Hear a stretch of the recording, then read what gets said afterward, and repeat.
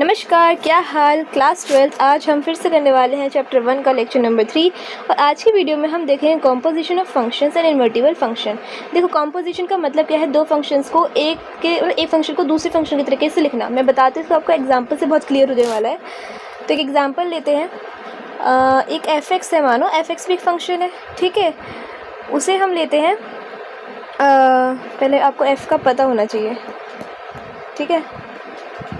कि जो f की रेंज, मतलब ये आपको आइडिया होना चाहिए डोमेन एंड कोडोमेन क्या है। तो उसके अकॉर्डिंग हमने लिया कि एक f है जो R2 आ रहा है, मतलब r से रियल नंबर हमारा f फंक्शन है, और g है वो भी रियल नंबर से रियल नंबर है। इतना क्लियर।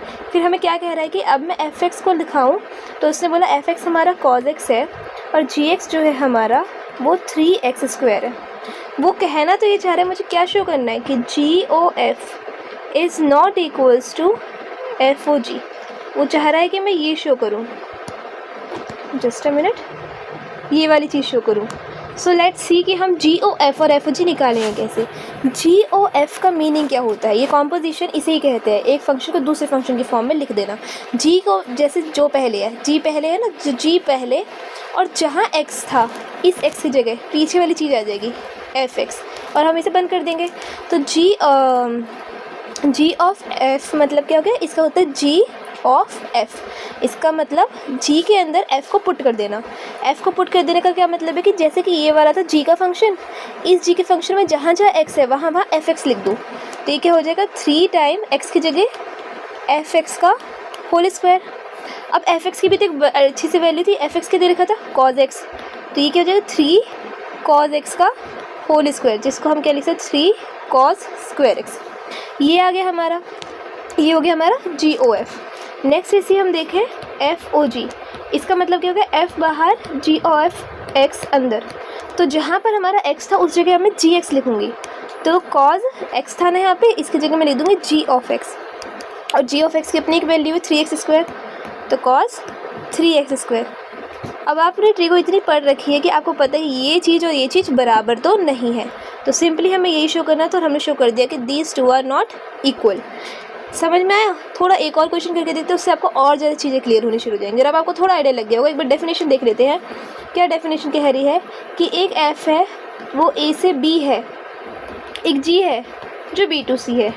तो हमारा जो GOF होगा, GOF का मतलब क्या, f से स्टार्ट करो, f का कहा जा रहा है a से b और b से कहा जा रहा है c। तो ओवरऑल वो कहाँ पहुँच जाएगा, a से c के पास। तो दैट्स इट। इसको आप ऐसे मैपिंग भी कर सकते हो। सिंपली हमने यही करा है। और हर एक GOF को हम लिख सकते हैं g times f of x। हर एक x की जगह बस f(x) लगा देना, जैसे हमने लास्ट क्वेश्चन में करा। अब एक एग्जांपल देखते हैं जिसके थ्रू आपको बातें और क्लियर हो जाएंगी। तो एग्जांपल देखो, f है वो हमारा 2 3 4 5 से 3 4 5 9 तक गया। फिर एक हमारा थोड़ा साइड लेते हैं, g है जो हमारा 3 4, देखो b हो गया ना, ये a से b, तो ये वही b आ रहा है 3 4 5 9, और देखो एक c जा रहा है 7 11 15।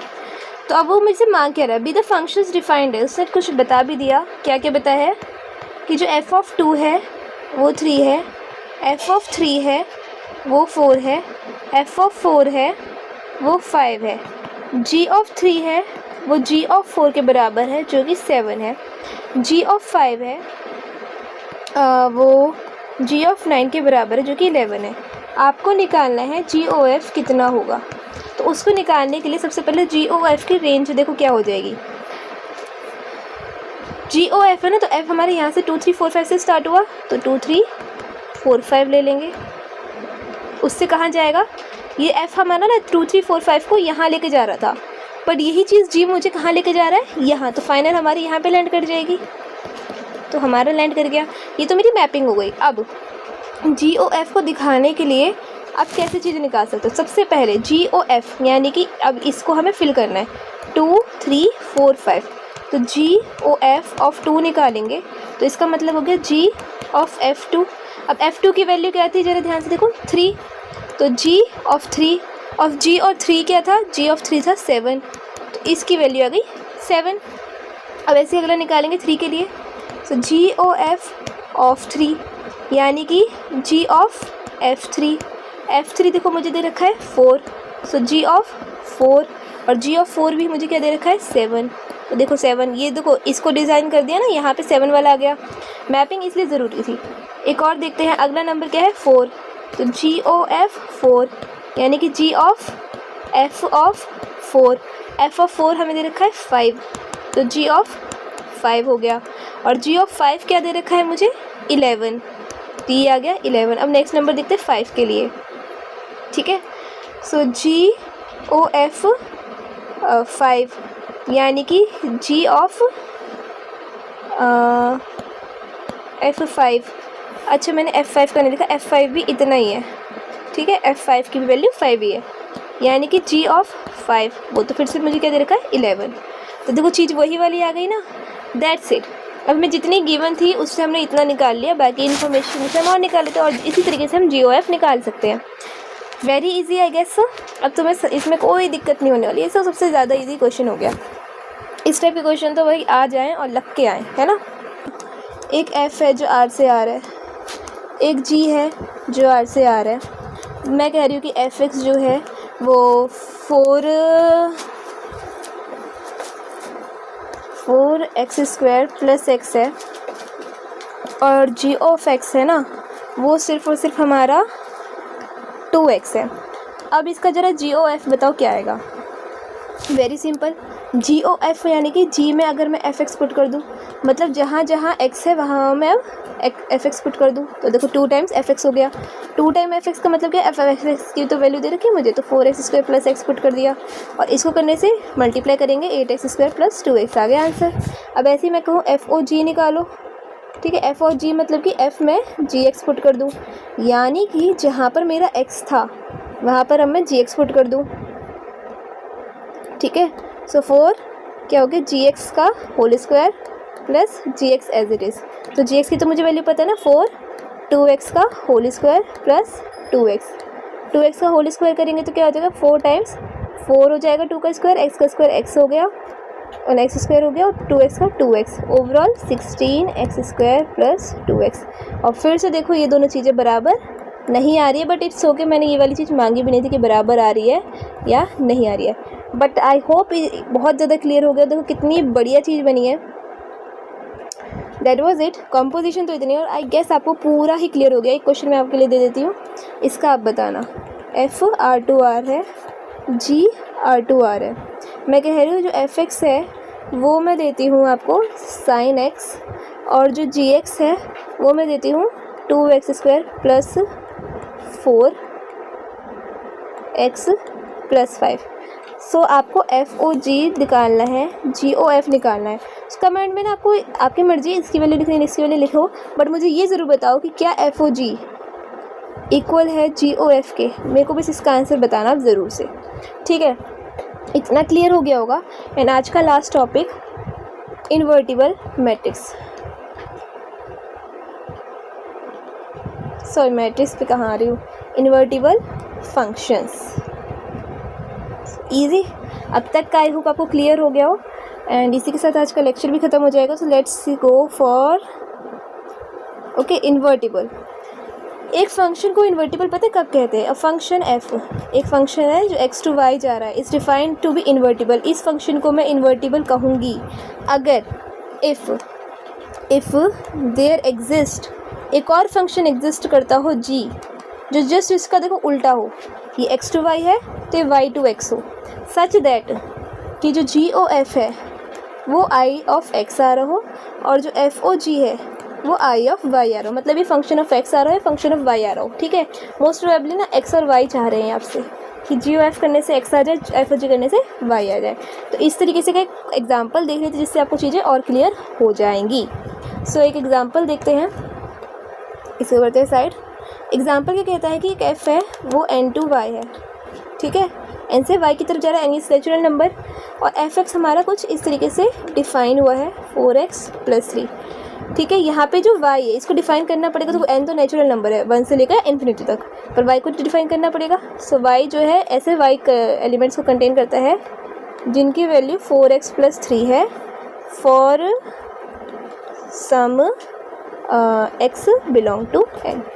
ठीक है, मतलब नेचुरल नंबर है यहाँ पे एक्स जो है, और इस तरीके से हमने वाई को डिफाइन कर रखा है।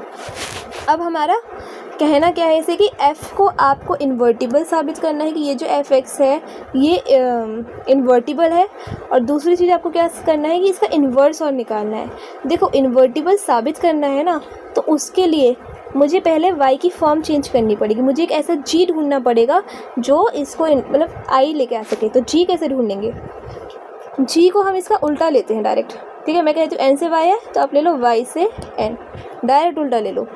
अब g का उल्टा काम करना है ना, तो हमने जो ये एफ एक्स को लिया है 4x + 3 में, तो g को हम लेंगे किसी y फॉर्म में। Let's see g of y निकालेंगे अब हम। सो जैसे y था हमारा 4x + 3, तो हम इस 3 को उधर भगा सकते हैं, बिल्कुल। तो क्या बचा है 4x, और इस 4 को भी हम उस साइड भगा सकते हैं। तो y - 3/4 हमारी x की वैल्यू आ गई। बहुत सिंपल हो गया। ठीक है, बस अब मुझे क्या करना है, x की वैल्यू मिल गई। अब मुझे g ऑफ y को निकालना है। g ऑफ y क्या हो गया, जो कि x के इस क्या है, जैसे कि f ऑफ x जो है वो y के बराबर है। ज़रा देखो y की वैल्यू ही 4x + 3 है, मतलब f ऑफ x y के बराबर है। तो g ऑफ y मुझे x के बराबर लेना है। x की वैल्यू क्या आ गई, y - 3/4। लो भाई, आ गया हमारा एक इन्वर्स फंक्शन। लेट्स सी कि ये इन्वर्स है कि नहीं। सबसे पहले निकालेंगे हम जी ओ एफ के लिए g ऑफ एफ एक्स। अब ज़रा मैं एफ एक्स की वैल्यू पुट कर दूँ, तो g ऑफ 4x + 3। अब मैं जहाँ पर मतलब इस g की जगह जो फिल है, मतलब y है ना, उस y की जगह मैं 4x + 3 डालूंगी।